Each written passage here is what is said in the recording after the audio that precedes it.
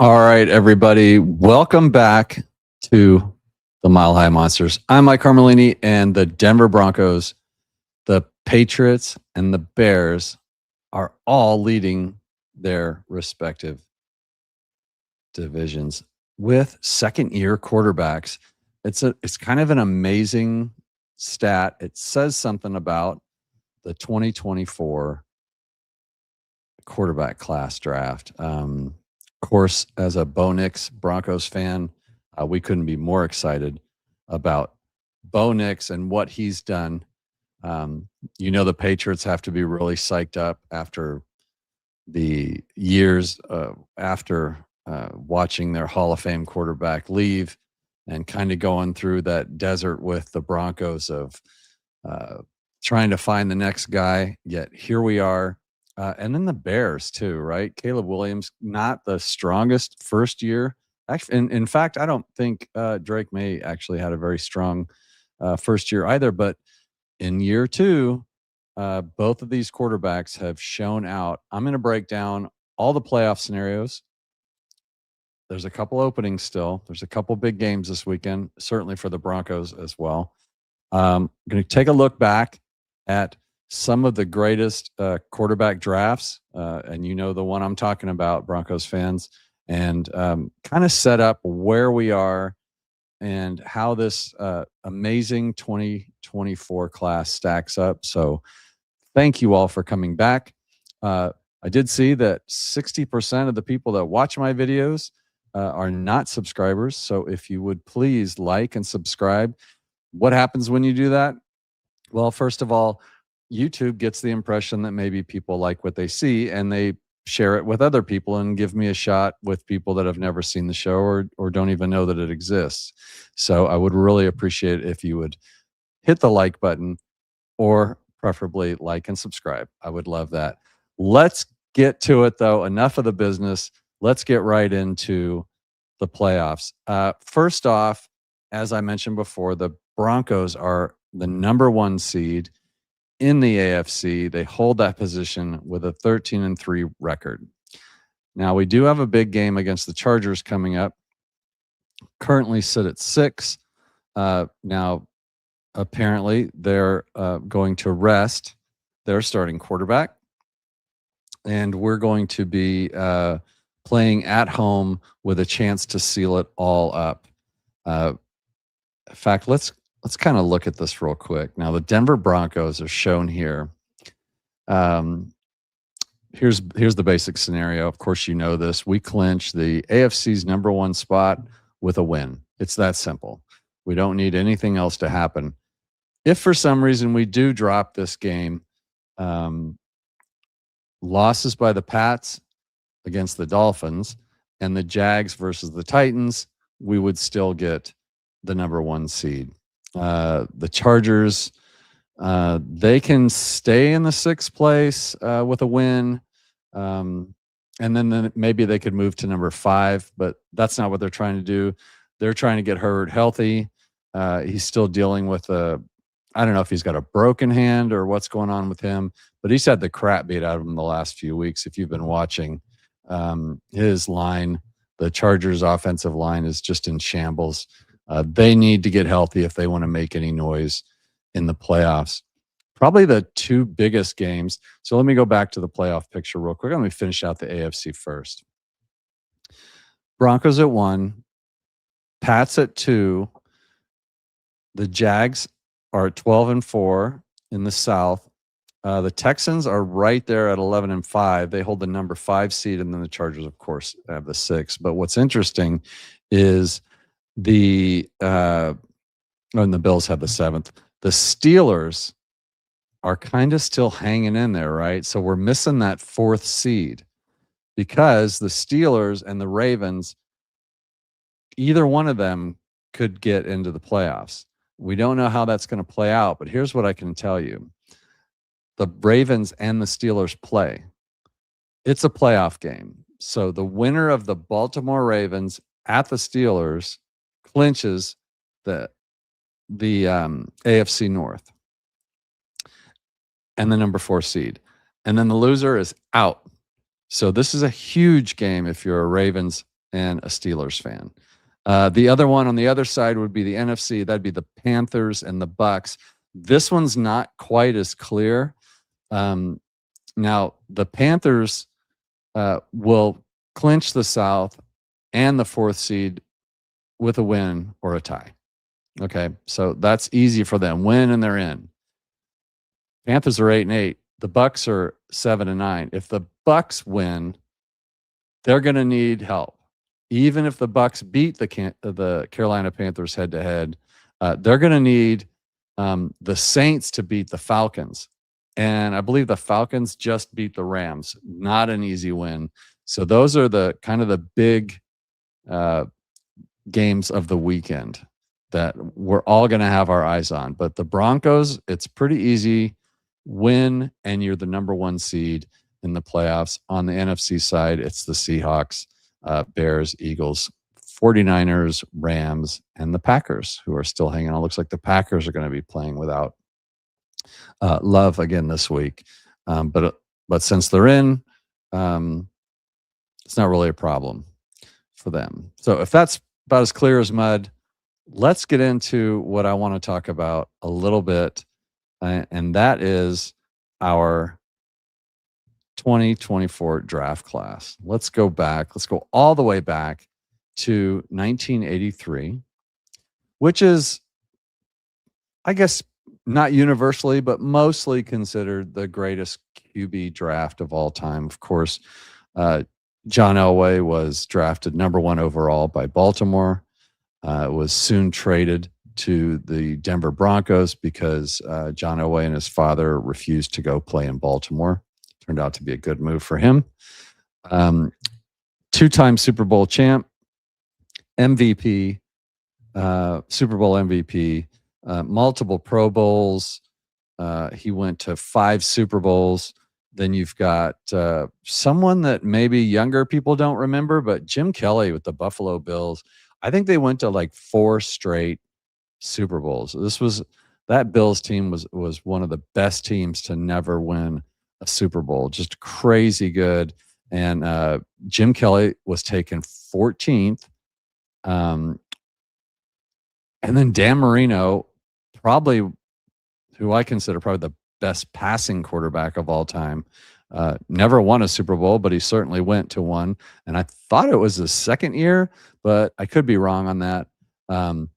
Either way, when he retired, he held every passing record that there was in the NFL.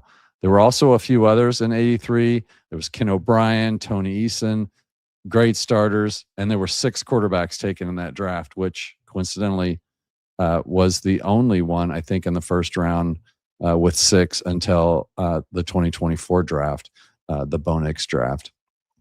Another really strong class to look at is, if I can get my screen to work here. I don't know why it's not changing. Maybe I got a spinning wheel. Maybe we won't have graphics tonight. Maybe we'll have to go with my big fat face on the screen instead. I will try again, though. The 2004 draft. Now, this was the Eli Manning draft, who won 2 Super Bowls. You got to hand it to him. And Phillip Rivers, 8-time Pro Bowler, never got the Super Bowl, but still an amazing career for Phillip Rivers, who just crazily came out of retirement for the Colts and actually did a pretty good job for him at 44 years old, I thought. Now, this is also the Ben Roethlisberger draft, where the Steelers took him at 11. He won 2 Super Bowls. A lot of people might not remember Matt Schaub in the 3rd round. He went to a few Pro Bowls. I believe it was with the Texans, or anyways, multiple Super Bowls. A lot of longevity there. A lot of these guys played for a really long time. I'm going to try and get this photo thing working again, because I do have some graphics I want to share with you guys. It doesn't look like it's going to let me do that. which makes me a little sad. I'll try and quit it. Bear with me, folks. I'm sorry. This is so depressing. All right. Well, we'll have to fake it till we make it. Now, 2005, the very next year, a lot of people, this was a pretty good class too, but it was really crazy because Alex Smith was the number one pick in that draft. But then you had Aaron Rodgers, who sat around until like pick 24 or 25. And he was a 4-time MVP, Super Bowl champion. Now he's fighting along with the Pittsburgh Steelers and in the playoffs at like 42 years old. Pretty crazy story, pretty crazy person, but a pretty crazy story. A good class again, right? That's then you had your depth QBs like Ryan Fitzpatrick, Matt Castle. There's a lot of Chiefs action there, right? Castle and Alex Smith, San Francisco. Didn't he go to the Chiefs? 2012 was a pretty good one. You've got Russell Wilson in the third round, who of course won a Super Bowl and multiple Pro Bowls. RG3, who looked like Shanahan had something there, but he was just too injured. And as a backup in the fourth round, he took Kirk Cousins, who ended up being a long time, I don't know, money-making quarterback, but he was, in most respects was a really good quarterback. So hard to knock that one. Nick Foles was another quarterback in 2012, and he won a Super Bowl MVP. And don't forget, the Dolphins took Ryan Tannehill in the first round, who was like a wide receiver made quarterback. Kind of a strange pick at the time, but he had a really good career for a long time. And then, of course, I don't know if it's a heartbreaker or not, but this was the Andrew Luck draft, who was the next great, quarterback prospect, and was actually a great quarterback and just retired early. He was getting beat up and valued other things over football and left. But that 2012 class was a really strong class. Again, you don't know. You're going to get Andrew Luck. You're going to get Drew Lock. You never know. It's hard to draft a quarterback. The last one I would want to look at real quick is 2020. I think that one's kind of a strong class. Of course, Joe Burrow was taken number one. He's been to a Super Bowl already. Justin Herbert is taken number 6. He's been to a lot of Pro Bowls. He hasn't done anything in the postseason, but he's in the postseason this year. We'll see if he gets his first win. This was the Tua Tagovailoa draft, who's just been benched. He was taken number 5, crazily enough. And then I think Hurts was taken there too, right? Yeah. In the second round, Jalen Hurts, who's a Super Bowl playing quarterback. And of course, Jordan Love was taken at number 26, and he's in the playoffs this year. Good class. Still some potential there. We'll see what happens. But I think clearly out of those, for all, from what we've seen and what we've talked about, it still looks like 83 up through all those would be the best class out of all of those. And I think it's kind of appropriate to compare, and way too early to compare, but the 2024 quarterback class, 6 quarterbacks were taken, just like 83. And they look pretty promising. Now, Caleb Williams was taken number 1 overall by the Bears. We know that. And he started right away as a rookie. And he did not necessarily play that well, but there were flashes from Caleb. You could see the talent. In some ways, he's probably the most physically talented, biggest armed quarterback from that draft. And you could argue that anyway. The preconceived notions from a college quarterback to the pros is always a little, it's guesswork, right? It's hard to draft a quarterback. It's hard to develop a quarterback. Man, I hope this is even going out there, because I've got this wheel of death spinning here. I better check the comments. See, yeah, I've got comments. Happy New Year's to you, T Fishes. The current draft prospects. Am I paying attention to the current draft prospects? No, I'm not. And normally this time of year, I kind of would be. But as a Broncos fan, man, I tell you what, I'm so zoned in on what we've got going right now in Denver that I haven't even started looking at. And they're going to be guys like Nick Kendall and Joey Richards and others that will be out there really digging into the draft.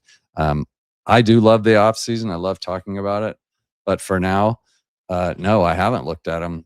I know we've got some needs, but we're going to have a lot of time to look at all that after the season's over. But I mean, let's be honest, the Broncos are in the driver's seat for the number one overall seed with the team that we have.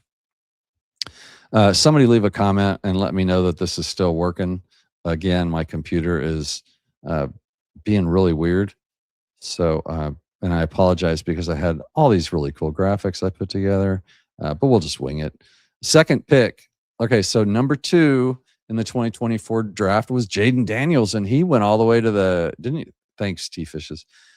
Did they make the AFC or the NFC championship game? Yeah, they did. He had a heck of a season as a dual threat quarterback. I mean, he looked exciting. Now, of course, we were all worried about Jaden because he looks about my size, and I'm 6 foot 180, and I don't have any of that in front of me. But I mean, I wouldn't, even at 24 years old, at 6 foot 180 to play in the NFL. Man, I don't know. That's a tough ask. Let's hope that Jaden gets better and comes back strong because he's a real exciting player to watch. I know the Broncos really liked him coming out. Here's another one. Drake Maye, taken number 3 by the Patriots. And boy, is he having a year. He's definitely in the MVP conversation as he should be. He's got a well-coached team around him. He's putting up some amazing numbers. And, it's kind of hard to argue, with all the MVP talk about him. Now, we can always talk about strength of schedule and all that, but at the end of the day, he's winning, and that's what matters. So this, even just so far, if you go back to the 1983 draft and kind of look at their early success or what have you for that class, this class is keeping up with that. Now, the 4th quarterback taken in the 2024 draft was Michael Penix Jr. That was by the Falcons. That was a surprise to me, and maybe it was a surprise to a lot of people. Big arm guy, he can make all the throws. And he sat for a while, and he finally got his chance, and he did flash some of that big play capability, which was cool to see. He had a strong arm. He was pretty accurate. But he was, he had Drake London, he had Bijan Robinson. He had some help there, but I don't know what his injury status is or what's going to happen with him. And of course, the next quarterback, JJ McCarthy, there was a lot of talk about the Broncos having interest in him or not having interest in him. So we were watching JJ, during the draft process. And I did do a lot of, draft work on him and tried to read up on him as much because I did know that he and Bo were both kind of in the running, or I thought they were in the running to be a Broncos quarterback. We were all fairly confident the Broncos were going to take a quarterback, right? Nonetheless, the Vikings took him at number 10, and then he missed the whole rookie season. And then I think he tore a meniscus, and then he looked like off and on. He looked okay in his sophomore year, but he ended up being out again and then back. So we don't have enough information on Michael Penix or McCarthy to really judge them yet. And then the sixth quarterback taken at number 12, of course, was your Bo Nix, who had a great rookie season, took us to the playoffs for the first time in about a decade, and then back that up with a sophomore season. No sophomore slump for Bo. Back that up with a 13-3 record, all kinds of rookie records, Broncos records. Crazy how underrated he still is as a quarterback in the NFL. But that is overall a really, really strong looking draft class. 2024, I think in 5 years, 6 years, this could go down as one of the best. We're not going to talk about best when you're talking about 3 Hall of Fame quarterbacks in the 1983 draft, but certainly you can make a case that this class is looking like a top 5 QB draft class already. Now, here's a little something I found about number one, like who quarterbacks taken number 1 overall, and this is since the common era, basically we call it, but 30% of number 1 overall QBs since 1977 have reached a Super Bowl. That's an amazing statistic when you think of all the Super Bowl or all, the number of Super Bowls that have been played, but also the number of quarterbacks that end up not ever getting to a Super Bowl. 30% of the ones that were taken overall get to a Super Bowl. And of course, you've got your Terry Bradshaws, your Plunkett's, your Elway, of course, Aikman, Drew Bledsoe, Peyton Manning won with 2 different teams. These are all number 1 overall picks. His brother Eli won 2. Cam Newton, who we all know, was taken number 1 overall in 2011, and was the NFL MVP and lost in Super Bowl 50 because he only came up against the Broncos and couldn't beat the Broncos because we're awesome. Matt Stafford, Jared Goff. Crazy that Jared Goff was the number 1 overall pick, but he started 2 Super Bowls. He got him there. And then, of course, Joe Burrow got to a Super Bowl and lost. So,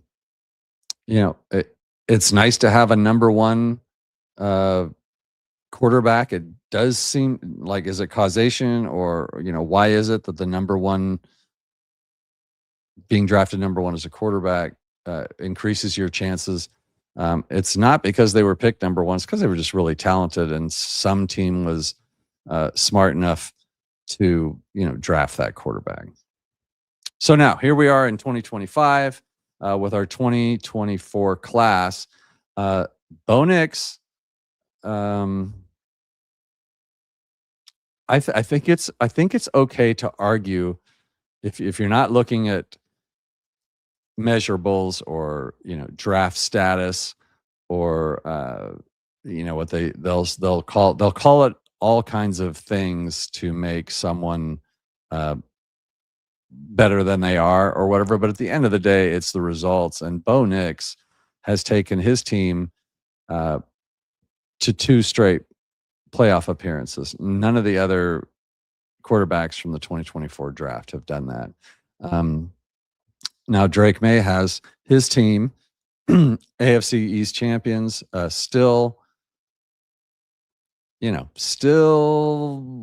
on to maybe a first overall seed, which is about as impressive as you can expect. I mean, he's done all he can. He's won 13 games, just like Bo Nix.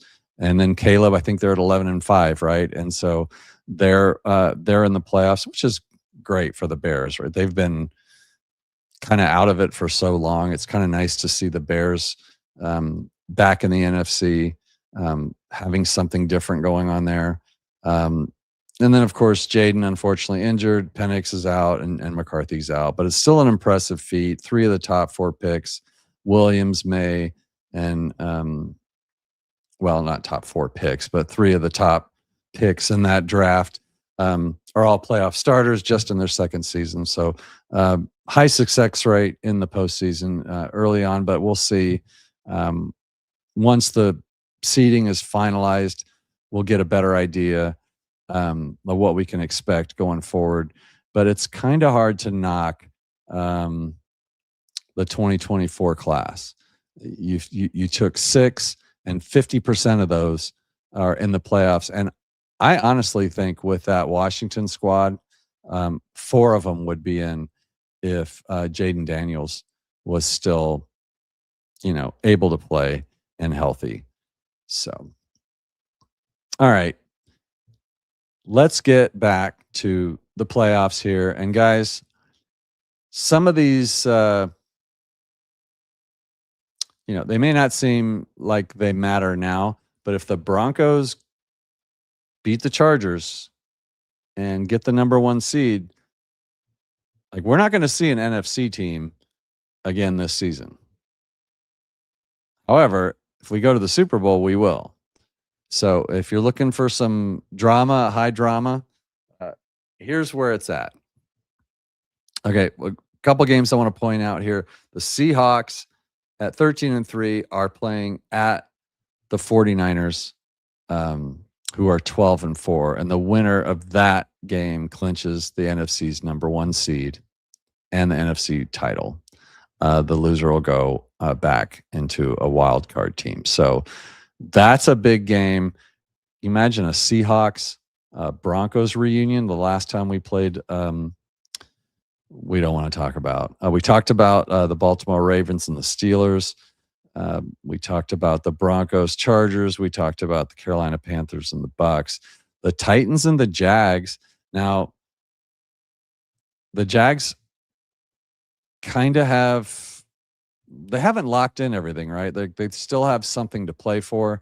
And they play at on the early game. So they won't know the results of the later games, including the Broncos game. So the Jags are going to want to win this game. So the Tennessee Titans are at 3-13. The Jags, of course, are at 12-4. The Jags just have a crazy amount of outcomes that can happen depending on what other teams do, what they do. They could be as high as the 1 seed, and they could be as low as the 7 seed. That's a big swing for the Jaguars. Now, I don't know that they claim to have a great home field advantage in Jacksonville, so maybe they kind of have to win, right? Because they don't know what's going to happen later. If they just blow this game off and lose, and then the Broncos lose and the Pats lose, they could be passing up a chance to be the number 1 seed. So I was about to say maybe, this isn't that big of a game, but it really is a big game for them. And, for the Titans, it really doesn't matter. So you could be looking right now, if you kind of project out what the first round of the AFC playoffs is probably looking like the Chargers at the Patriots. Good chance of that.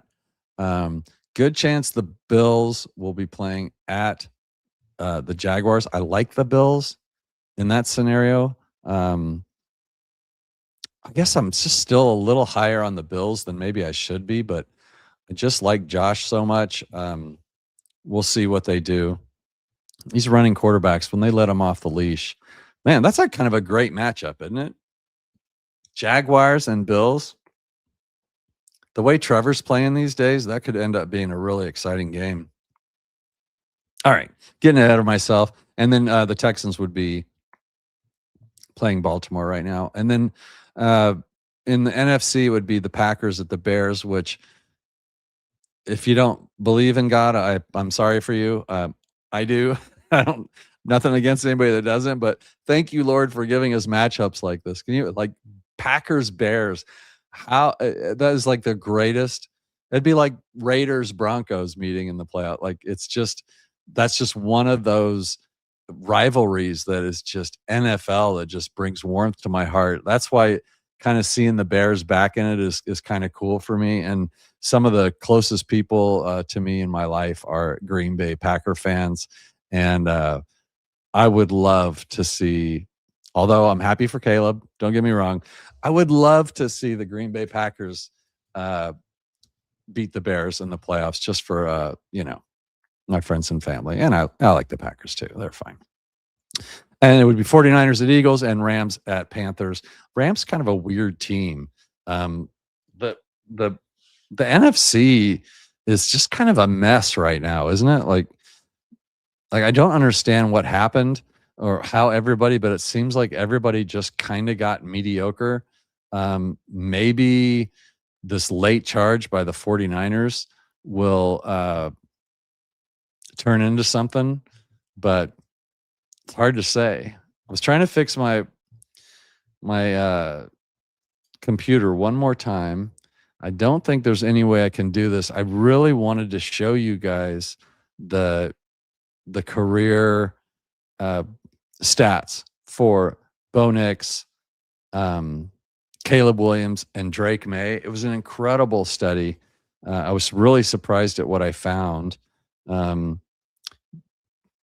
But for all the talk about how, Caleb Williams, this Drake Maye MVP, which is fine, and then kind of the hate that we've seen for Bo Nix, or at least the reluctance to give him any credit for the things he's done. Look, guys, his numbers are better than Caleb Williams over the first 2 seasons. They're not far off, but if I remember right, and I like I said, I can't get the stats in front of me. It's too late. I'm not going to try and reset my computer while I'm live. That's probably just not going to work out. But he held his own.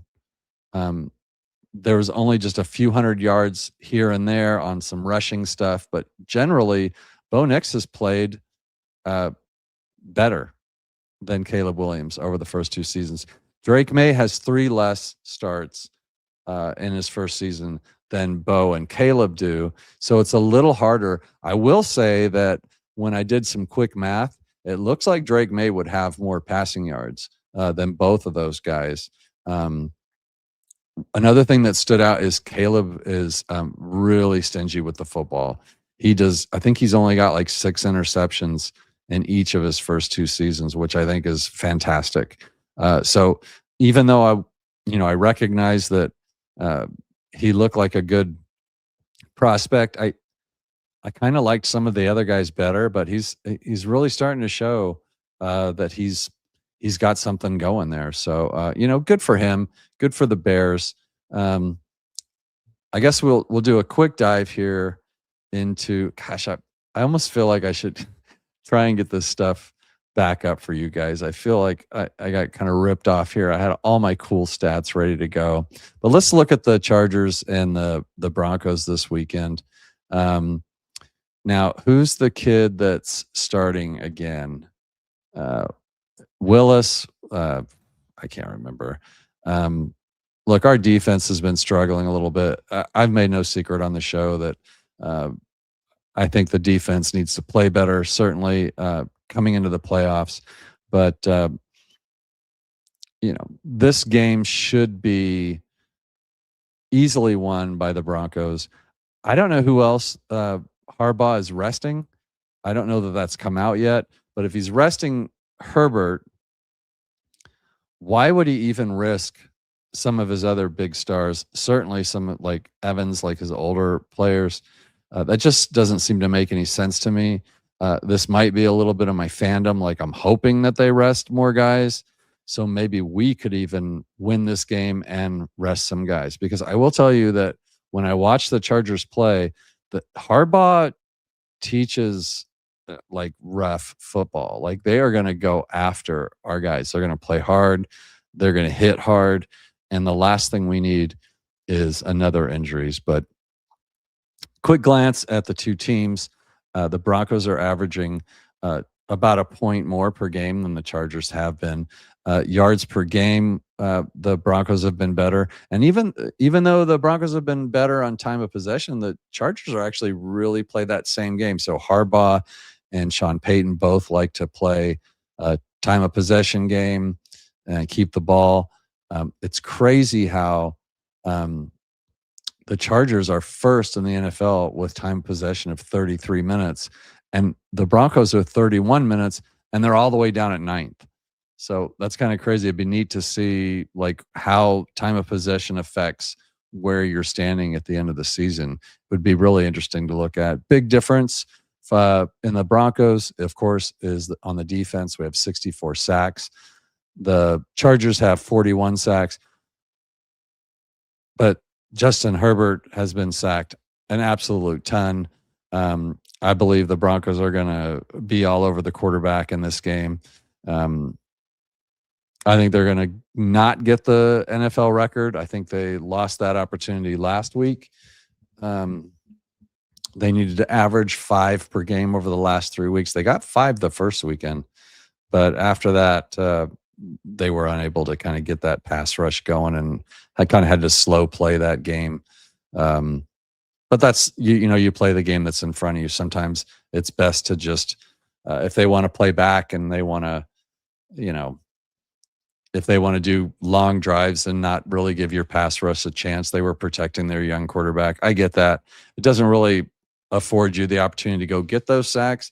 I don't think this game will either. Honestly, I think this would be a fairly conservative game by both teams. No reason to try and light up the scoreboard and show too much.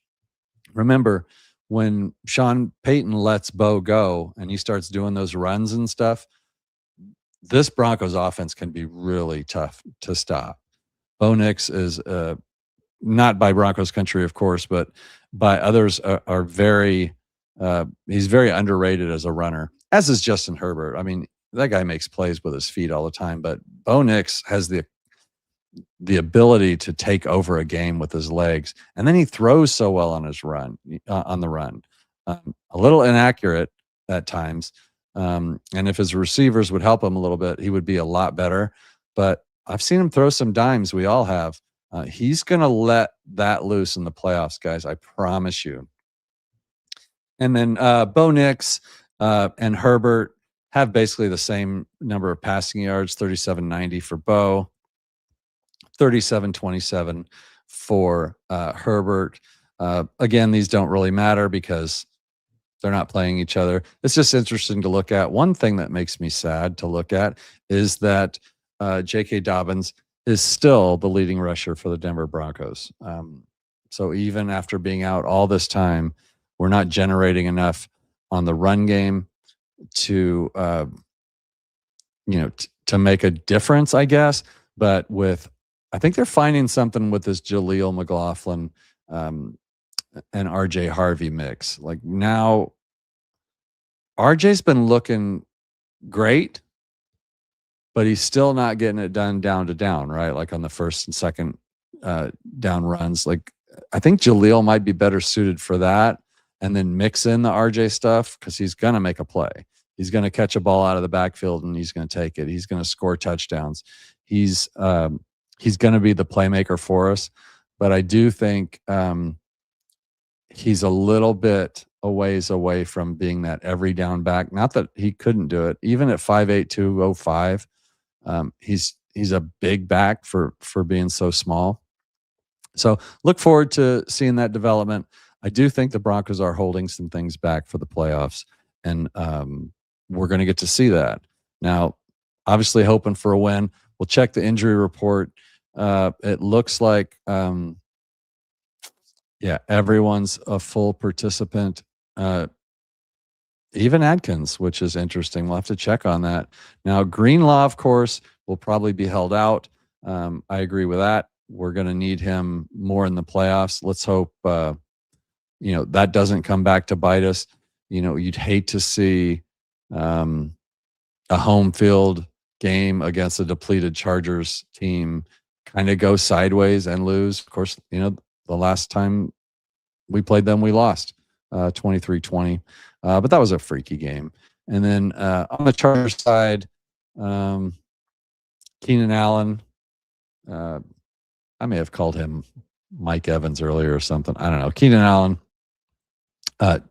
did not practice, so not sure what's up with him. Bozeman, Davis, Hampton, Haskins, Herbert, James, Mack, Khalil Mack, not practicing. That might be telling us something, right? So if there's something going on out there with maybe Harbaugh's going to rest all his big stars. And you know what? God bless him if he does. I think overwhelming this game really favors the Broncos. I think we can all agree with that. It looks like the Broncos are going to be 14-3 and the number 1 seed in the playoffs. So start checking your savings account to buy those home playoff tickets, because it looks like that is coming one way or the other.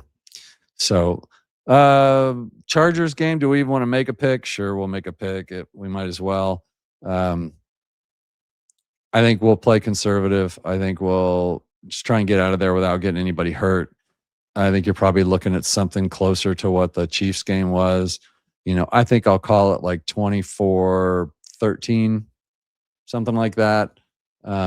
Maybe even not that much scoring. But that would be fine. Again, I would have preferred this to be the Jared Stidham game, but we do have a lot to play for with the Patriots right on our heels and the Jaguars. We need the number 1 seed. And again, I just want to thank everybody for tuning in and watching. I really appreciate every one of you that subscribed. We set a goal to try and get to 1,500 subscribers this season, during the season, and we're almost to 1,700. So that's all thanks to you. That's all thanks to you guys who like and subscribe, who share the show on your your social media. I do see it. It does make a huge difference, and I just can't thank you enough. And here's a new name in my chat, at Fourth Smiths. You think Denver can crack the top 5 all-time in team sacks? 68 would be 4. Yes, I do. And I think they will. I think they will get, I think they'll get 5, probably 5 sacks. I think they need to put a spy on. I don't know why I'm brain dead and can't think of what the kid, somebody put that in the chat for me, the kid that's starting. It's not Willis. Anyways, somebody put that in the chat for me, because like I said, my computer on my big screen is frozen up. I can't look anything up. I'm doing this all by off the cuff, but I do. Should I just call you Mr. Smiths, or what am I doing here? Trey Lance, thank you. I got to put you up here and give you a shout out, buddy. All right. Let's see. That is Martin Anzaldua. Yeah, Martin. Either way, dude, thank you. It is Trey Lance. Now, is Willis the backup in for the 49ers or something? Maybe that's where I was like that guy scares me. Like, Trey Lance does not scare me as a Broncos fan. Shout out, Martin. Thank you for saving my butt. And Mr. Smith, yes, I think they will break. I think they will break 4 sacks. I think they will get. It is the Packers. You're right. I would bet they'll get 5. I think they'll get 5 sacks. Don't forget the depth we have. So even if they're like Cooper and Bonito are kind of on a play count, or they're watching, Zach Allen's been kind of injured and out of injury this year. They're going to try and protect some of those players. But yeah, I definitely think they'll get that sack. I don't think they get the sack record. I think they blew that. Thanks again. It is the Packers. And I was wondering why I watched him, is because I'm kind of a closet Packers fan, unless they're playing the Broncos, of course. And I thought he played that really well. And Martin said I pronounced his name right for the first. So I've actually done 2 things right on this show. I didn't reset my computer before I put it up here, lost all my graphics, but at least I pronounced a name right, so I'll take it. And Justin comes in, says thinks Cooper's about to have a breakout game and he's gonna get cooking. Yeah, he definitely is. He's played great this year, though. They've just you just got to remember, like you can take away the perimeter pass rush pretty easily in the NFL these days. You can chip them. You can go to the quick game. You can run draws and just avoid. The Broncos have done really good with that. Not only is Bo Nix great uh, at avoiding sacks, but Sean Payton is good at designing a way around. Like we've had some elite pass rushers on our schedule this year, and you can kind of nullify that stuff. It's that up the middle pass rush that's in your face where we have Zach Allen, DJ Jones, Roach, JFM. You've got these guys that can really get that push up the middle. That's really more disruptive in a lot of ways than it is on the outside. So Cooper, I would love to see Coop get a breakout game. What's he at right now? Like 8.5 sacks or something like that, I think. Love to see him get into double digit. Thank God for the chat, like getting me all the stats and stuff because I can't get anything. So this was like the weirdest show ever. Like I spent like 2 hours putting all this stuff together and it all just went bye. I mean, I'll have to do another show. I'll have to do another one. But thank God for the chat taking care of me. Guys, huge weekend. Shout out to the chat again. Thank you so much for carrying me tonight. Not really sure how to end the show. Really wanted to go into this comparison of the 2024 quarterbacks, but you guys can do that too. You can look it up and you'll see, we know what we've got in Bo. We know what we've got in Sean Payton. And this is an opportunity that has been a long time coming. I remember last year when we drafted Bo, I was so excited. I actually did a show that on the reactions of everyone on the Bo Nix pick, and I kind of kept a little record of who was on board and who wasn't on board. And there were some shows that were like, no, I can't believe we took Bo Nix. This is stupid. And I just thought, man, the guy like wins, he's just, I don't know where he became like bad news or why people thought he wasn't going to be good. He's never shown anything to say that he wasn't going to be good. This is a team that has no running game to speak of right now. It's a team who's got a great room of wide receivers or a really good room of wide receivers. But let's be honest, I'm one of Cortland Sutton's biggest fans, and I've stood by him through all this. He's over 1,000 yards. But imagine this team with that same group of guys, and then that one guy on top of it that is just a true number one receiver where defenses have to double up on him and always account for him and know where he is. Like the Broncos don't really have that right now. Bo Nix is working around all of that. Thank God the offensive line has been really good, and we know that quarterbacks and offensive line work hand in hand on sacks. This is obvious that you have a team who essentially has the same offensive line that Russell Wilson had, and Russell was getting sacked seemingly on every third down. You just knew it was coming. You're shocked when Bo gets sacked. Like it so rarely happens. He's so good at avoiding that, seeing it coming. I think that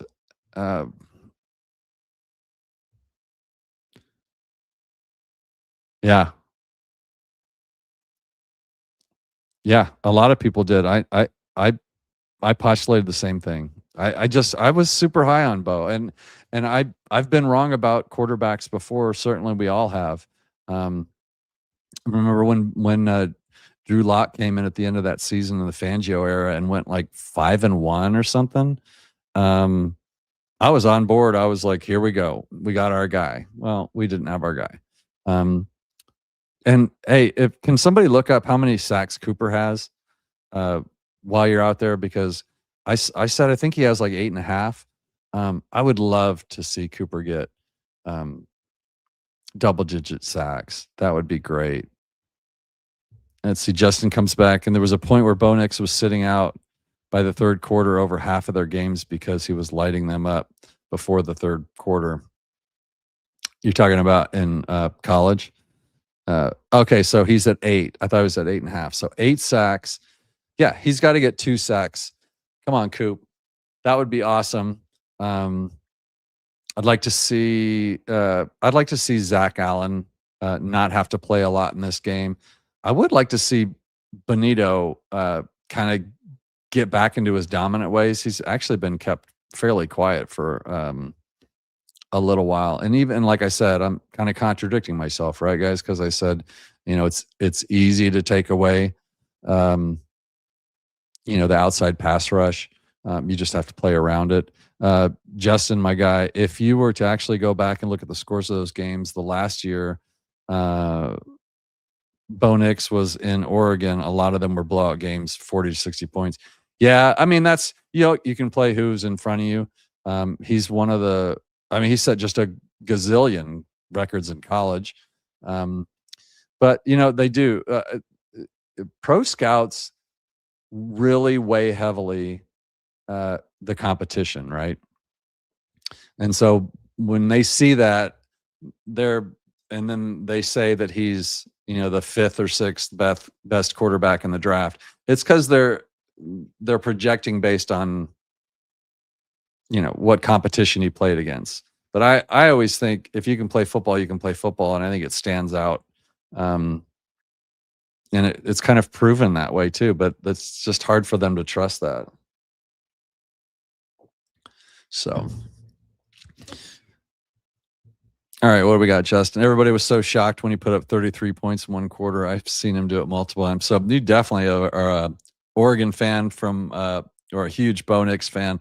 Man, dude, welcome to the show. Should I know your name? Because I don't recognize your face or your profile picture. It's funny. I do these live shows occasionally. Of course, we do. Usually on Wednesdays with David Talks Broncos. We have the Monster Show. David is traveling for the new year. And then on Let's Talk Broncos with Zach and David post-game show, we will be on right after the game this weekend, as always. But it's crazy. When I do my live shows, I do them at weird times. Sometimes I kind of work around what time I have. These kind of one-off shows that aren't scheduled. And it's crazy. I'll get, just a few people watching, and then I'll check it back a few days later, and there'll be like 800 views of it. It's like people come back and watch it. And so if you've been watching them, I appreciate you, Justin, Martin, all you guys. T Fishes, of course, is always around. I appreciate you guys so much. I can't even tell you. It's like being out here in the studio, but having friends with me instead of sitting here by myself. And at For Smiths, I wish you would explain to me that at For Smiths. Mr. Smith, I wish if you're still watching, I would love to know if I'm missing something, like what that name means would be cool. All right, I'm still unable to get to those graphics. So here's what I'm going to do. I'm going to tell you that this Chargers game, family of 4, good for you, man. So you're a family man. And are you the adult in the family and it's a family of 4? I'm a family of 5, wife and 3 kids. Last name Smith. I figured that. Okay. I figured that. I am stupid, admittedly, but I'm smart enough to figure out that you go by the last name of Smith, and of course Carmelini. We've got 3 kids and a beautiful wife who lets me do this whenever I want. But thank you so much, everybody. Let's get them. Let's beat the Chargers. Let's lock this sucker up. I will be back. I will see everyone right here on this channel. Let's see. Probably tomorrow, Saturday, and Sunday. So like and subscribe if you would. I'll look forward to seeing all of you guys on the show, back in the chat. Everybody gets on. Every chat goes on if I can. Sometimes I miss one, but I make sure that if you're in there, you definitely get called out, because I do appreciate you guys all so much. This is a great year to season 2 of the Monsters, and I've loved every minute of it. I love sharing it with you guys. What a time to be a Broncos fan. What a time to be an NFL fan. It's gonna be an exciting weekend. Can't wait to get all the guys back from their travels and visiting family. I was lucky this year. I got to stay home, so I have access to the studio. A lot of times I have to go see family, and I just have my laptop. So it's nice to be in here. Don't ask, this is, try to be the adult. Don't ask the wife. Yeah. She's actually so supportive of this. I can do this whenever I want. So I'm really blessed and lucky that way. Happy New Year to you guys. Let's make it a good one. It's already going to be a good one. The Broncos are the first seed. Let's keep it that way. I will see all of you guys on the next episode. If not, see you on LTB or with David on the other Monster Show. But for now, go Broncos and have a great night.